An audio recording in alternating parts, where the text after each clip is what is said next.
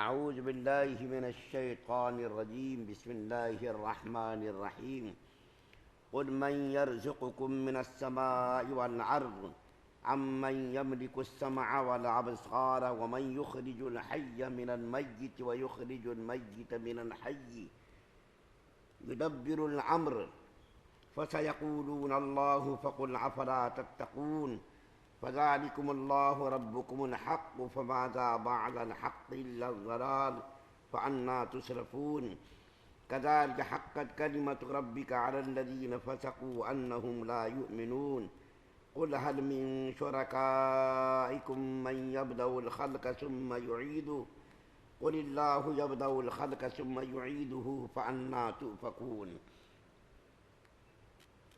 اے پیغمبر صلی اللہ علیہ وسلم، ان مشرکوں سے کہہ دو کہ کون ہے جو شخص آسمان اور زمین سے رزق پہنچاتا ہے، یا بھلا کون ہے جو سننے اور دیکھنے کی قوتوں کا مالک ہے، وہ کون ہے جو جاندار کو بے جان سے اور بے جان کو جاندار سے نکال دیتا ہے، اور کون ہے جو کام کا انتظام کرتا ہے؟ تو یہ لوگ کہیں گے کہ اللہ۔ تو تم ان سے کہو کہ کیا پھر بھی تم اللہ تعالیٰ سے نہیں ڈرتے؟ پھر تو گواہ ہی اللہ ہے، تمہارا مالک برحق ہے۔ پھر حق واضح ہو جانے کے بعد گمراہی کے سوا اور کیا باقی رہ گیا؟ اس کے باوجود جو شخص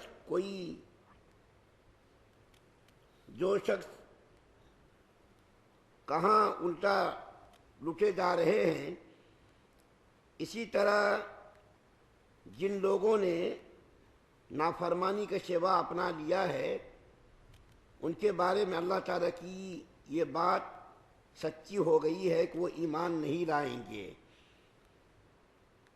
کہو محمد صلی اللہ علیہ وسلم کہ جن کو تم اللہ کے ساتھ شریک مانتے ہو، کیا ان میں کوئی ایسا ہے جو مخلوقات کو پہلی بار پیدا کرے، پھر ان کی موت کے بعد انہیں دوبارہ زندہ کرے؟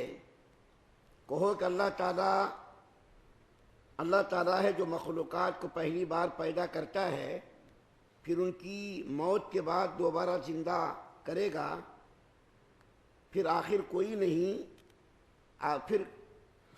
کوئی تمہیں کہاں اندھے لیے جا رہا ہے۔ سورہ یونس کی 31، 32، 33 نمبر کی آیت آپ کے سامنے پڑھی گئی ہے۔ 31، 32، 33، 34 چار آیتیں آپ کے سامنے پڑھی گئی ہے۔ پہلی آیت کریمہ میں اللہ تعالیٰ نبی کریم صلی اللہ علیہ وسلم کو خطاب کر کے فرما رہے ہیں کہ آپ ان کفار مشرکین سے کہہ دیجئے کہ آسمان و زمین سے کون رزق کو پہنچا رہا ہے۔ ظاہر بات ہے، رزق کو پہنچانے والا کون ہے؟ اللہ ہے۔ زمین کی تہوں میں چھپی ہوئی مخلوق کو رزق کون پہنچاتا ہے؟ اللہ ہی پہنچاتا ہے۔ چرند کو، پرند کو، درند کو، جنگلوں میں بھیڑیوں کو، تمام مخلوقات کو رزق کے پہنچانے کا ذمہ دار کون ہے؟ اللہ ہے۔ اللہ کے علاوہ کون رزق کو پہنچاتا ہے؟ سمندر کے اندر بڑی بڑی مچھلیاں، جس کے بارے میں مولانا ذوالفقار صاحب عزیز احمد ظہور لکھتے ہیں ایک جگہ کہ جو ویل مچھلی ہوتی ہے، ویل مچھلی، اس کی خوراک روزانہ 50 کنٹل خوراک ہے اس کی۔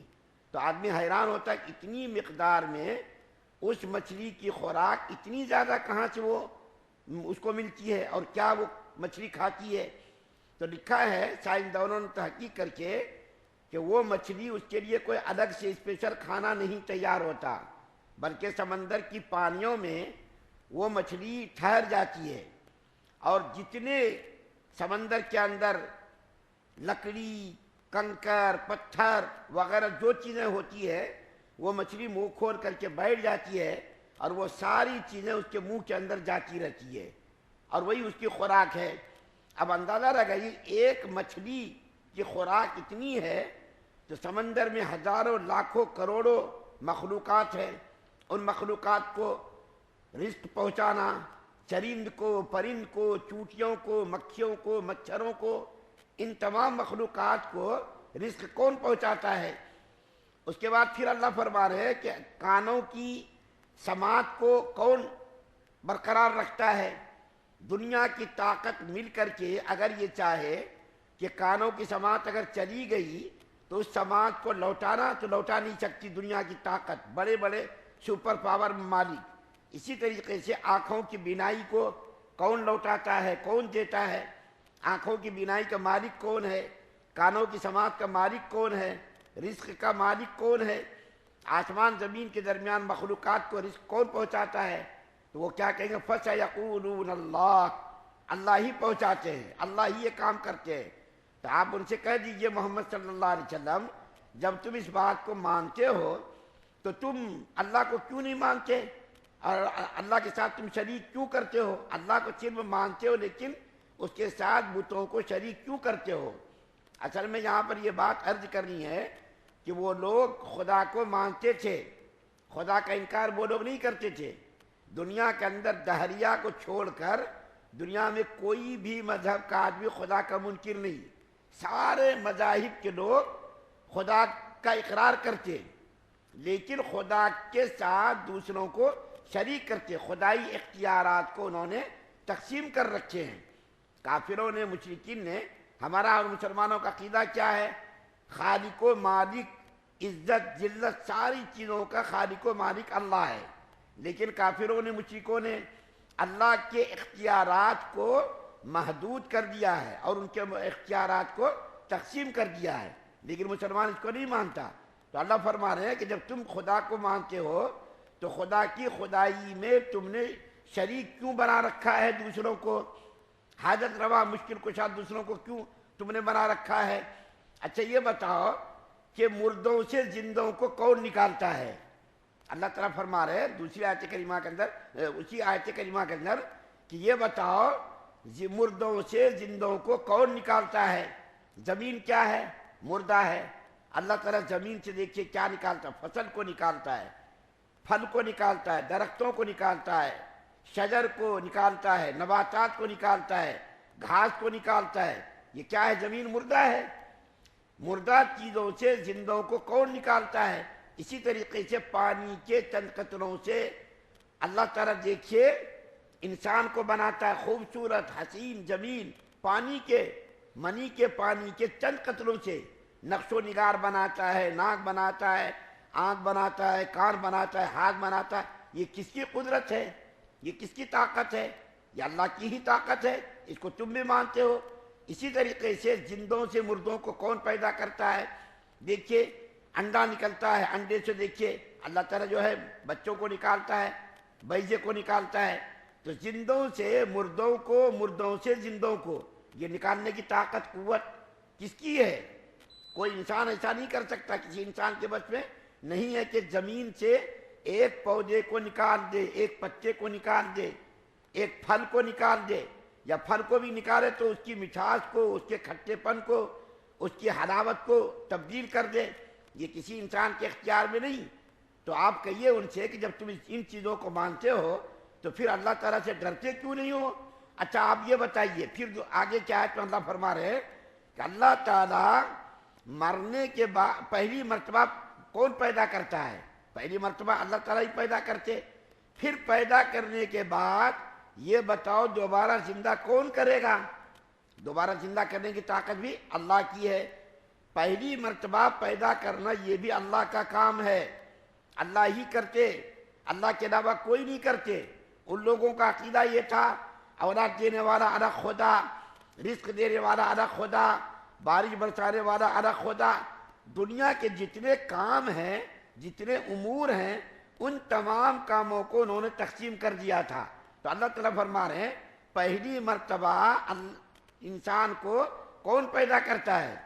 پہلی مرتبہ اللہ ہی پیدا کرتے۔ پھر جب انسان مر جائے گا، سل جائے گا، گل جائے گا، گوشت پوش مٹی ہو جائیں گے، تو پھر اس کے بعد انسان کو دوبارہ زندہ کون کرے گا؟ ہڈیوں میں گوشت کو کون جمع کرے گا، ہڈیوں کو کون بنائے گا، بکھرے ہوئے اعضا کو، بکھرے ہوئے جسموں کو، بکھرے ہوئے ٹکڑوں کو جمع کون کرے گا؟ یہ ساری طاقت اور قوت کس کی ہے؟ اللہ کی ہے۔ اور پھر اللہ فرما رہے ہیں وَمَن يُدَبِّرُ الْأَمْرَ، زمین و آسمان کی تدبیریں کون کرتا ہے؟